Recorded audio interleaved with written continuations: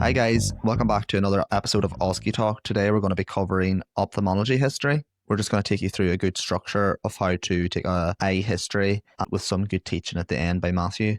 Starting off this history again, we're just going to use the opera framework. So whatever that initial presenting complaint is, you're just going to work through the opera, onset, progression, anything making it better or worse, and associated symptoms. Just to run through just some key questions that you're going to want to ask in nearly every eye history. Starting off with the big one, visual disturbances. So that can be like asking, is there any double vision? When you ask about double vision, it's important to ask, is it worse when you're looking up, when you're looking side to side? You want to work out whether it's binocular or monocular. So that means, is it better or worse with one eye closed? That'll point you whether it's binocular or monocular. Then, is it horizontal or vertical double vision? So that means, are the objects appearing on top of each other or are they appearing side to side? It's always important to ask, is there any new flashes or floaters? And that can be a red flag.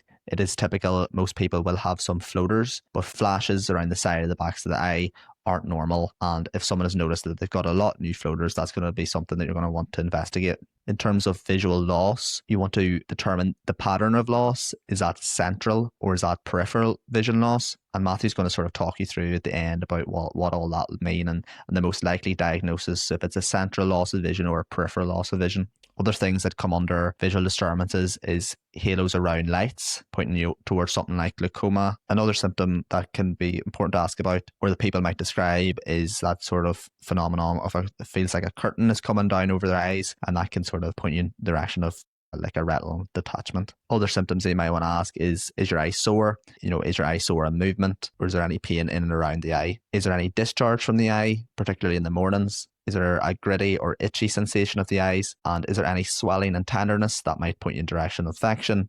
Is there any photophobia? Again, sort of links with pain, but are the lights annoying them? Are they having any sort of more systemic symptoms? Always important to ask in this history.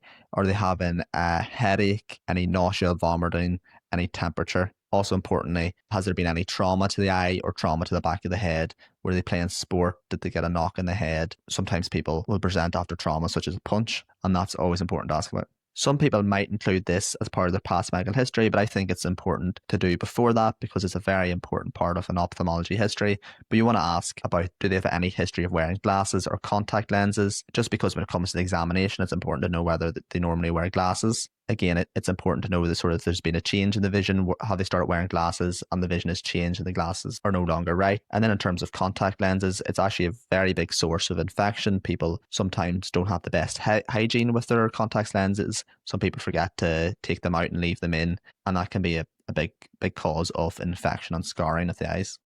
When you're going into your past medical history, then you've got to think about what conditions are actually linked with eye problems. And I think probably the biggest one is going to be something like diabetes. Do they have a history of diabetes? Is it poorly controlled? Do they have a history of high blood pressure, high cholesterol, things like that? There are other autoimmune conditions that are actually sort of impacting on the eyes, things like rheumatoid arthritis or ankylosing spondylitis. Other important things just to clarify is if they actually had any surgery on the eye or anything like that, that could be a big tell. Maybe there's a source of infection in there because they just had a recent retinal surgery for cataracts or something. In terms of medications, there are a few medications which can really impact on the eye, but there also might be things that they're using sort of every day. Are they using eye drops, or are they actually using any sort of steroid in the eye? Things like steroids in the eye can obviously increase your risk of diseases like cataracts. In terms of medication history, then we need to think about what are they actually using in the eyes. A lot of patients will be using sort of lubricant and eye drops, things like that. But then we also need to think about medications that actually have a negative impact on the eyes. That'll mostly be things like steroids. Steroids can unfortunately cause things like cataracts in the eyes. So it's important to ask about. Always important to ask about family history. Is there a history of difficulties with vision at an early age, or history of things like glaucoma, retinal detachment? And people actually who have a family history of glaucoma might be eligible for sort of eye checks from younger ages. Then I guess one of the most important questions is going to be in the social history. And as always, that's, are you driving at the minute? If someone's driving and they're having difficulty with their vision, obviously that puts them at risk. And then that's again one of the scenarios where as a medical student and an OSCE, you need to just say, look, I'm not quite happy about letting you go today with how your vision is at the minute. And this might be something that I need to report to the DVLA. Sort of standard questions like smoking, things like that is also very important because it can have a big impact on how the vision is. And then the same with their occupation actually can also have a big impact. Are they working somewhere that there's actually going to be, an occupational hazard in terms of their eyes? Are they welding? Are there any high-powered tools? Is there any chance that, anything's got in their eye when they're at work? Is there any sort of chemical exposure in their eye? So that's why it's important just to ask, your normal everyday questions. I would just like to say there are some red flags. I've actually covered most of these in the associated symptoms that you're going to ask, or the key symptoms that you want to ask about. But it's just in the back of your mind, if someone mentions some of these can be an ophthalmological emergency. So if someone has a sudden vision loss, if they're having photophobia, if they've got pain on eye movement, if they've got double vision, flashing lights, new flashes of lights can be an emergency. If they have a headache or fever, if there's any bleeding or that sort of a hypopyon behind the eye, if they've had a trauma to the eye or any sort of jaw claudication or scalp tenderness, these can all be emergencies. So it's always important to have in the back of your mind and always be very cautious when you're a doctor.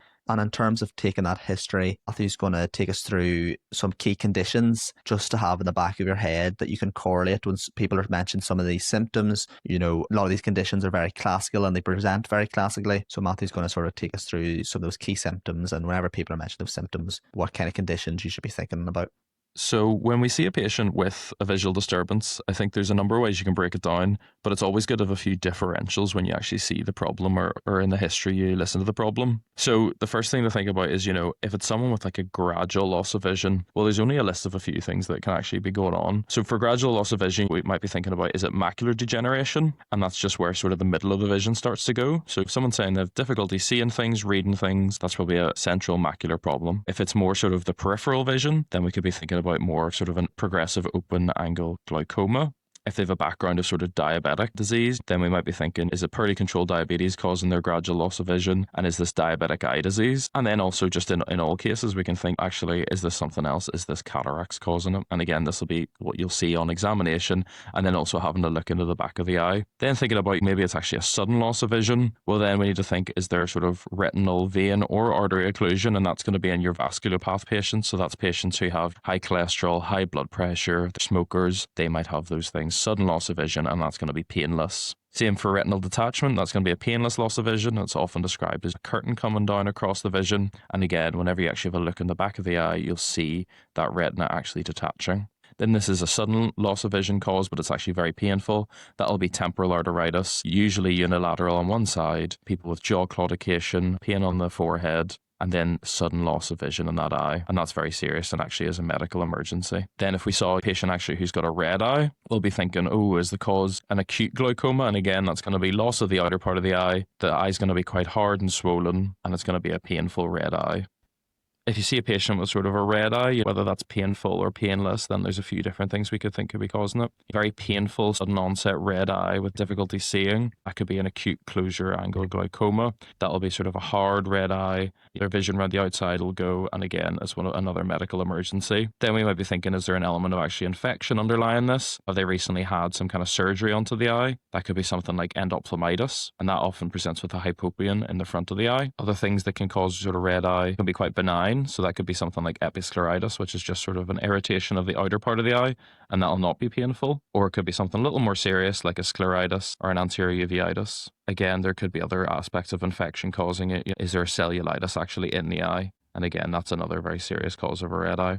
And finally, if they present saying, yeah, I'm just seeing double, then we need to think of, what are your basic causes of double vision? Double vision can be caused from anything sort of a systemic disease like thyroid disease. It could also be caused by something like myasthenia gravis, double vision that's actually getting worse towards the end of the day. Or it could be caused by something sort of more serious underlying. Is this a third, fourth, or a sixth nerve palsy? Could that be due to a stroke or a tumour actually compressing on the third, fourth, or sixth cranial nerves? Okay, thanks for the teaching, Matthew. We're just going to run into a quick presenting complaint of an ophthalmology history. Okay, so hello, my name is Matthew. I'm one of the doctors just in the GP clinic today. Do you mind if I just check your full name and age, please? My name is Peter and I'm a 64-year-old male. Okay, Peter, and do you mind telling me a bit about what's brought you in today? I've got a really, really sore eye.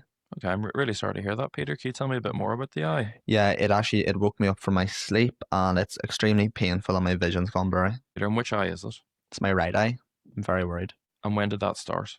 It just started this morning. It woke me up. And any difficulties with that eye sort of yesterday or in previous days? No, never. And can you think of anything that could have caused any difficulties with the eye? No. And since you've woken up, has it been extremely painful just from then? Yeah, it's getting worse. It's almost unbearable. Okay. And have you taken anything for any pain relief or anything, Peter? I've tried some paracetamol. And any pain into the head, or is it just the eye? It's just sort of in around the eye and behind the eye. Okay. And any words to describe the pain at all, Peter? Like pressure, just a throbbing pain. And can you actually look around and move the eye at the moment, Peter? I'm afraid to move it. It's so painful. It's sore when I move. It's okay. And if you had to rate the pain, 10 being the worst pain you've ever felt in your life? A 9. A 9 at the moment, okay. We'll get you some pain relief, Peter, okay? Thank you. And any changes with the vision actually on that side? Yeah, so it's sort of like a haziness. Okay, and can you see anything out of the eye? It's sort of like looking through a fogged up mirror. But no areas are dark at all or anything? No. Any flashes or floaters anywhere in the eye? No. Or any double vision at all in the eye, Peter? No. Have you felt like the eye's sort of been watering more or anything? I do. I feel like it's quite watery, and it's also it's quite bloodshot. Bloodshot, okay. Can you see that it's red yourself? Yeah, I noticed it this morning when I looked in the mirror. And does the other eye look completely fine? It does. And is that redness sort of all over the eye, or is it just on one part? I'd say it's sort of all over the eye, just around the pupil, the white of my eye. And any sort of itchiness or grittiness with that, Peter? It's not, no. And is the actual eye and around the eye swollen at all? I don't know. It's hard to tell. Any sort of spreading of that redness around the eye at all, around the eyebrows, around the eyelids? No. And have you felt like you want to vomit with this, Peter, at all? I do, yeah. I do. I feel very sick. And have you noticed anything sort of would trigger the pain more? You've said about moving the eye, but sort of noticed looking at lights or anything? So when I sit up, it's actually a bit worse. When I lie flat, it does actually help a wee bit. Okay, and Peter, any sort of injury or any recent infections or illnesses or anything? No. Do you wear glasses or contact lenses at the minute? I don't. And Peter, I have to tell you, did you drive here at all today? I did. Okay, so at the minute, obviously you're having really significant pain in that eye and you're having difficulties with the vision. I'd have to say, you're not allowed to drive from here on. I want you to see one of our eye specialty doctors in the hospital, and I'd really like to send you to eye casualty at this point because I'm very worried about, the vision in that eye and how painful it is for you. Okay, doctor, thank you. Good history, Matthew. Would you mind telling us what your differential diagnosis would be here? Yeah, so this is an extremely painful red eye. The initial things going through my head was, is this infection? The other really sort of most likely diagnosis would be an acute angle glaucoma. Yeah, absolutely. You're dead right. But we have to think about also then, like, could this be like an orbital cellulitis? Could this be an endophthalmitis? Could this be an anterior uveitis? Can be difficult to tell, and that's why I think for all these patients, they really do need to see eye casualty as soon as possible. Yeah, great, Matthew. Are you happy enough to leave the episode there? I think so. Thanks everyone for listening. Thanks everyone listening. Come back for the next episode.